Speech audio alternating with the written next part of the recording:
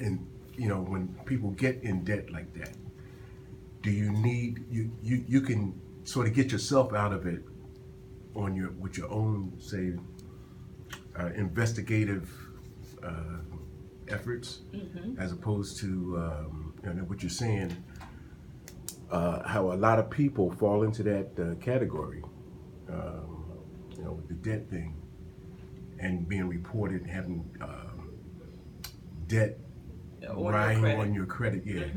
So, well, go ahead. I'm sorry. Well, my question is, I guess, is can you call and do that research yourself?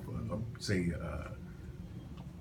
me, for instance, I wouldn't have to go to, I'm going to pick a name out of the sky. I think it's called Debt Consolidation Company. I would say, what I would say, what I recommend I got a lot of employees I mentor. Personally, I don't like those companies. I'm going to touch on that. Okay, and me and you experienced that. We had looked in one day behind somebody and found out, they're not doing as much, and a lot of it you could do yourself. But I always say, you start with one card at a time, and then look into consolidating on some of the advantages of consolidating cards. That's one of the things I say. You call some of these companies and buy down your debt, not buy down, but negotiate your debt. Someone will just agree, and you don't have to pay the extra interest sometime. Right. Well, that's what happened with me. You remember, That's Carol, when right. I launched the business and I had all that debt to launch it, and that getting rid of that interest made a big difference. Right. And then it was able to clear it out pretty quick. But here is the key, and I don't want to get off because I do want to get to, because we can really, this could be a whole seminar. So I was describing some of the things I had gone through. So what I wanted to say about that, it still goes back to education, because the key is debt, credit card debt.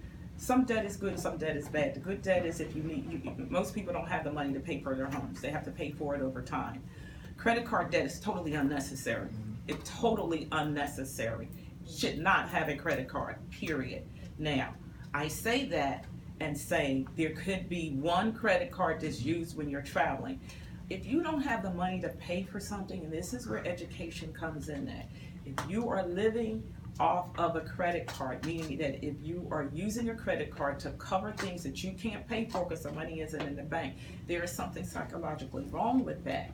And that's where I go back to talking about education. So the person, instead of me patching that person, finding out, bringing that person in, coaching them, working with them and saying, what really happened? Because I had a seminar, I did a seminar for another organization, and as I said before, it was on what were your money messages as you were growing up. And I found that there were so many things that happened to people as they were growing up that they didn't have that information. They weren't educated that way. Their family lived a certain way. Their family lived. Some kids had never even sat down and watched their parents write a check out. They didn't even know what a savings account was about. So those money messages then turned into, as they were growing, turned into what was going on out in their environment. All of the marketing, the credit cards that were coming in the mail, all of the things that were being said without somebody really understanding, why do you need the credit?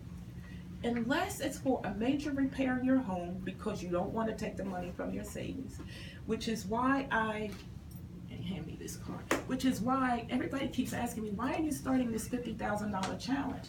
It's really a game. This $50,000 challenge is for people to really take a look at how small they can start with saving. And you may have money put away in your retirement or whatever, but what it's going to address is your habits. What are your habits? Are you going to go spend, or are you going to say, I'm going to look at this bucket and I'm going to put some money in this bucket. I don't know what I'm going to use this $50,000 for right now, but you know what? It's going to make me think before I go and spend, because it's going to be more important for me to put this in my bucket than it is for me to go spend it on something that I may not really need. So it's really designed as a tool to make people think. And I put it up and I've had someone say, you know what, I'm so happy you did this because I need to save for my wedding. But that was the point. You know, that was the point. I need to save for something. Well, what about we older people? Do I need that? I think older people do. I think it's not generic to any one age group. Every person should say, you know what, if I go put $10 over here, maybe I should be putting it over here, because you know what, Social Security this year in 2016 we're not gonna get a raise. So guess what, my Medicare premiums are gonna go up. Guess where I'm gonna draw that money from? I have a pot now, because I'm putting it away. Because when you get blindsided by legislation, there is nothing you can do. It's like getting blindsided.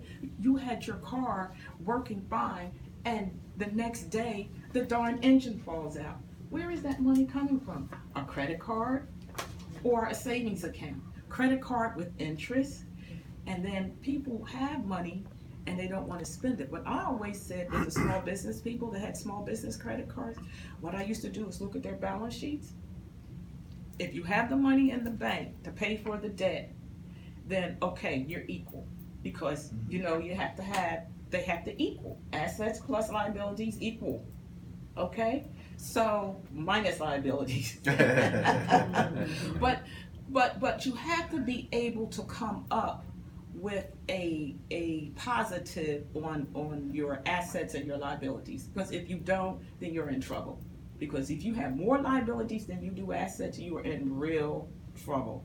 So I go back to say, with the credit, I start pulling credit reports and I start really helping people get their scores increased by explaining to them what the credit card system really did to your credit. 33%, I think it is how you is the type of credit you have and how you manage that credit. So what I did was try to get their scores up, because I knew that the companies out there for mortgage, particularly for a mortgage, were looking at credit scores.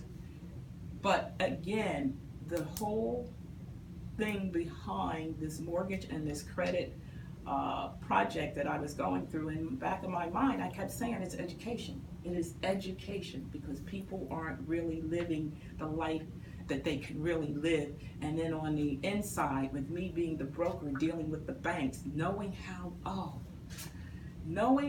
they priced loans, it was sickening. I would come back, and I would have to say to somebody, and it would be disheartening, because I know that they would tell me, oh no, we'll give them the loan, but you gotta price this differently. So you gotta price this a whole point up. You have to price, this is at 7%, no, you're gonna go 8%, because this is what the rates are today. This is where the wholesale rates are. But before they look at the score, and for each bump on your credit, the rate goes up. So then I said, well, okay, we can play that game. I'm gonna show you how to increase your credit. When I went to a credit course that the mortgage banking system was giving, it gave us some strategies. And the strategies were, for those, if you have derogatory credit, it doesn't matter after 2 years, because the hit has already happened.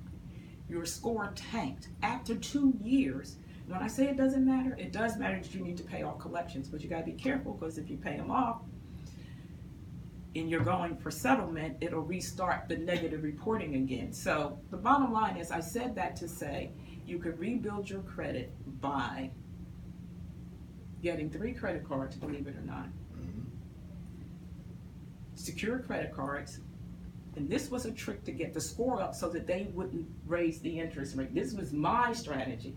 3 credit cards with minimum, amount, the lines of credit have them put $10, $20 on those 3 cards, pay those $10 to $20 off in a week, go back, charge again. I had them do that for 3 months. Those credit scores increased 50, 60, 70, 80, 90 points. Because it's all psychological behavior. And at the time, I had somebody do that. They were at the bottom. I had them do just what because you did a thing on it. And believe me, their scores went way up. So that just goes Trust to me, show I'm you telling you, it how was bad. the system The is scores went way up. out here. Now you can have collections, and then the predatory lenders would allow collections to go. And that's why I say after 2 years, oh, it's 2 years old, the collection's 2 years old, they don't have to pay it.